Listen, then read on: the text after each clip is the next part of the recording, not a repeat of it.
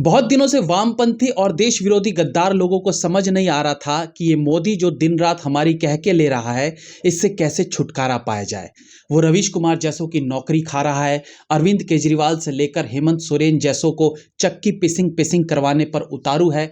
Even आम आदमी party के त्रिदेव तो ऑलरेडी जेल में बैठकर लूडो खेल भी रहे हैं। अजीत अंजुम से लेकर रवीश कुमार जैसे दो दो कौड़ी वाले पत्रकार उसी जगह आ चुके हैं जो जगह वो डिजर्व करते हैं। राहुल गांधी नौटंकी यात्रा कर करके अपने बेस सर पैर का ज्ञान बांटते फिर रहे हैं। इन यात्राओं में किसी ने उनके कान में दो बातें डाल दी, पहला ओबीसी और दूसरा ऐश्वर्या राय।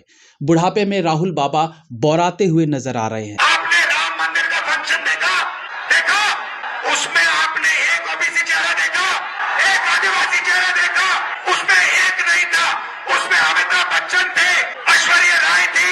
हिंदुस्तान के गरीबों के बारे में मीडिया में नहीं दिखाना, मीडिया में कुछ दिखाना है तो ऐश्वर्या राय को नाचते हुए दिखाना है। आपने राम मंदिर का फंक्शन देखा, सारे बिजनेस वाले देखे, नरेंद्र मोदी देखे, अमिताभ बच्चन दिखा, ऐश्वर्या राय देखी। उधर देखो भैया पाकिस्तान में क्या हो गया, अमिताभ बच्चन ने नया डांस मारा, वो प्रियंका चोपड़ा नाच रही है। तो फाइनली जब हर तरफ से इन वामपंथी देश विरोधी लोगों की मट्टी पलीत हो रही है, तो इन्हें याद आया सोशल मीडिया पर बैठा इनका वो एम्प्लॉय जो व्यूज बटोरने के लिए दुग्गल साहब की तरह कभी फिल्म समीक्षक बन 4 रुपए की समीक्षा करता है, तो कभी डाइटिशियन बनकर पेट कम करने के नुस्खे बताता है। ऑब्वियसली यह है ध्रुव राठी जो फिट रहने के लिए वीडियो बनाता है और थंबनेल पर अपनी फोटो ये सोचकर लगा देता है कि मुझे लोग फिट समझेंगे, तभी मेरी बात पर ट्रस्ट करेंगे। मेरे भाई, तुम जो 1.5 पसली लिए हाथों को नृत्य करवाते हुए वीडियो बनाते हो ना, इसे फिट शरीर नहीं कमजोरी कहते हैं। खान पान ठीक कर और गलत आदतें छोड़ देगा तो फिट हो जाएगा। खैर, अब ये दुग्गल साहब वापस ज्ञानदेव बन अपने वामपंथ का प्रचार प्रसार करने के लिए और मोदी जी के कार्यों पर टिप्पणी करके एक वीडियो बनाकर लाया है। मैं मानता हूं कि सरकार की आलोचना होनी चाहिए ताकि वो और बेहतर काम कर सके, लेकिन आज आलोचना देश की बेहतरी के लिए नहीं होती, बल्कि सत्ता पाने या सत्ता वाली पार्टी को नीचा दिखाने के लिए होती है। और अब तो ये विरोध पार्टी के लिए नहीं बल्कि सिर्फ एक इंसान के लिए हो चुका है।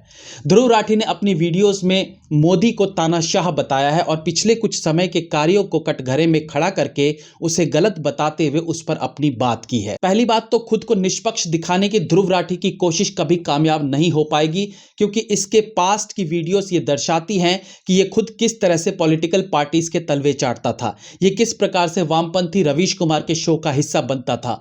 वीडियो में ये रवीश कुमार से लेकर अरविंद केजरीवाल पर हुई कार्रवाई की बात करते देखा जा सकता है। अरविंद केजरीवाल के शराब घोटाले को लेकर जो आरोप लगे हैं, उस इन्वेस्टिगेशन को तानाशाही इन्वेस्टिगेशन बता रहा है। रवीश कुमार, जिसे न्यूज चैनल से निकाल दिया गया है, इस काम को तानाशाही बता रहा है। इलेक्शंस में जीत के पीछे बीजेपी का षड्यंत्र बता रहा है। इससे पहले कि इस पर आगे चर्चा करें, एक बात कहना चाहूंगा कि हर वो चीज़ जो आपके दिमाग में अलग अलग तरीकों से बिठाई जाती है वो सच हो ये ज़रूरी नहीं। आज चकाचौंध का ज़माना है। यूट्यूब पर कंटेंट्स को कौन कितने इफेक्टिव तरीके से पेश करता है उस पर डिपेंड करता है उसके कितने व्यूज़ आएंगे। Film reviews, comedy videos, technical channels, beauty and fashions, इन सब चैनल्स की वीडियो अगर अपने अनूठे प्रेजेंटेशन के कारण आपको एक्साइट करती है, इंटरेस्टिंग लगती है और आप उन प्रोडक्ट्स पर, उस फिल्म रिव्यू पर यूट्यूबर द्वारा बताए मोबाइल की जानकारी को सच मान भी लेते हो, भले वो सब फेक बताया गया हो, तो भी इसमें नुकसान केवल आपका हो सकता है और किसी का नहीं।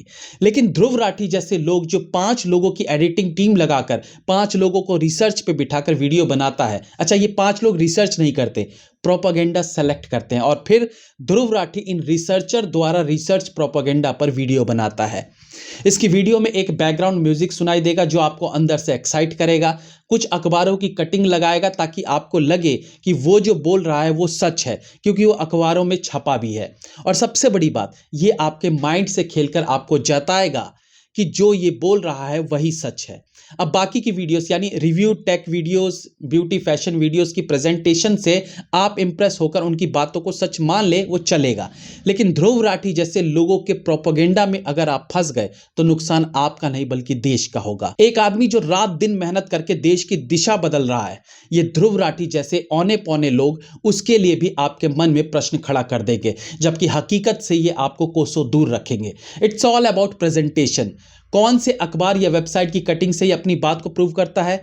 उन अखबारों और वेबसाइट की कटिंग जो ऑलरेडी वामपंथी चैनल्स या अखबार के हैं। ऑब्वियसली वहां वही खबरें लिखी जाती हैं और ये भी वामपंथी है तो वही खबरें ये कोट करके अपनी बात रखता है और यही वो षड्यंत्र है जिसमें आप फंसने लगते हो।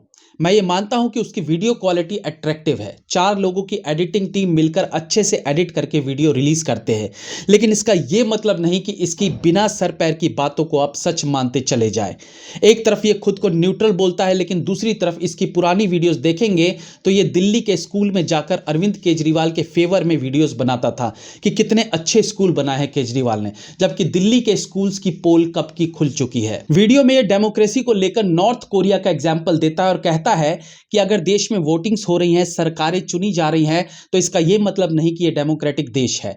नॉर्थ कोरिया में भी वोटिंग्स होती हैं, लेकिन वहां उनके मुताबिक वोटिंग नहीं होती तो सरकार आपकी गाड़ी छीन लेगी, आपका घर छीन लेगी। ध्रुव राठी की वीडियोस का यह एंगल आपको समझना होगा, जहां यह कुछ अटपटे से एग्जाम्पल देता है और फिर उसकी तुलना इंडिया या किसी नेता से करेगा। इससे बातों में वजन आता है, लेकिन अगर आप इन बातों को सही से समझ लेंगे तो इसकी कई बातें आपको बहुत हल्की लगेंगी, बिना सर पैर की लगेंगी।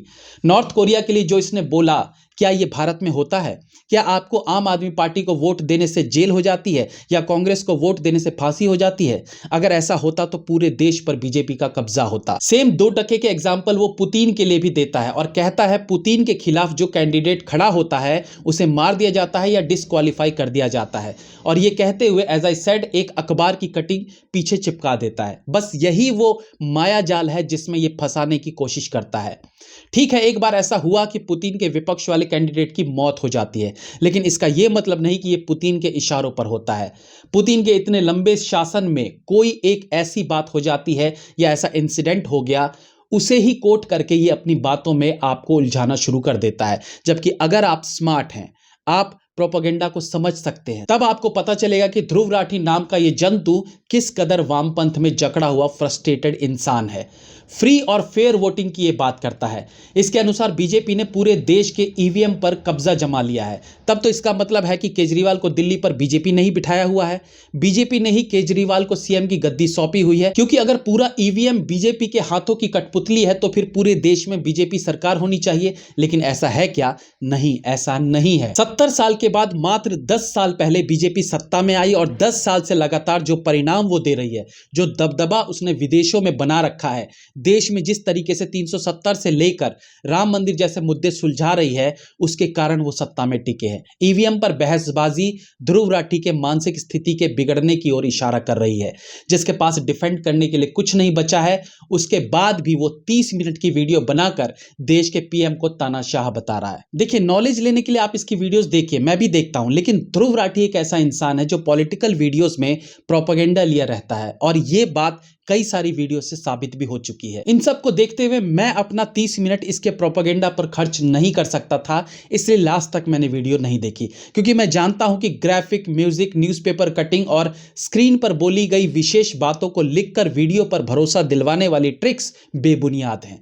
अगर ध्रुव राठी की वीडियो किसी को नॉलेजेबल लगती है तो आई एम श्योर आपको अपना नजरिया बदलना होगा। मैं ये नहीं कहता कि आप मोदी या बीजेपी या राष्ट्रवादी के विरोध में मत बोलो, लेकिन आपकी अपनी सोच होनी चाहिए। आप क्यों विरोध कर रहे हैं उसके लिए आपके अपने सॉलिड रीजंस होने चाहिए। यह नहीं कि ध्रुव राठी के आधे घंटे के वीडियो से प्रभावित होकर वो सब चीजें भी मोदी विरोध में अपने दिमाग में भर लें जो दूर दूर तक आपने सोची भी नहीं थी, और इसे ही कहते हैं दूसरे के दिमाग में प्रोपेगेंडा भरना। इन दिनों जिस प्रकार से किसान आंदोलन को गवर्नमेंट सीरियसली नहीं ले रही है, या जिस तरीके से बड़े बड़े नेताओं के घर छापे मारकर करोड़ों रुपए रिकवर किए जा रहे हैं, उसे देखते हुए ध्रुव राठी अपने प्रोपेगेंडा के साथ वीडियो बनाना शुरू कर देता है।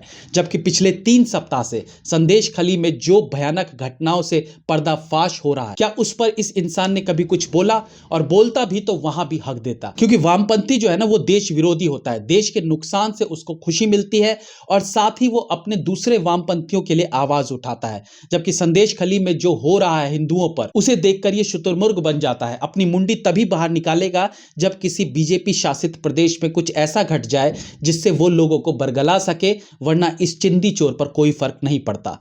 किसान आंदोलन को डिफेंड नहीं किया जा सकता, इनकी मनमानी सर चढ़कर बोल रही है। जिस रैली में प्रधानमंत्री को मारने की साजिश रची जा रही हो, वो किसान आंदोलन कैसे हो सकता है? जिस रैली में अजीबोगरीब ट्रैक्टर्स लाए जाते हो ताकि उत्पात मचाया जा सके, वो किसान रैली कैसे हो सकती है? और पेट में दर्द केवल इन जमींदारों को क्यों हो रहा है जो किसान है भी नहीं?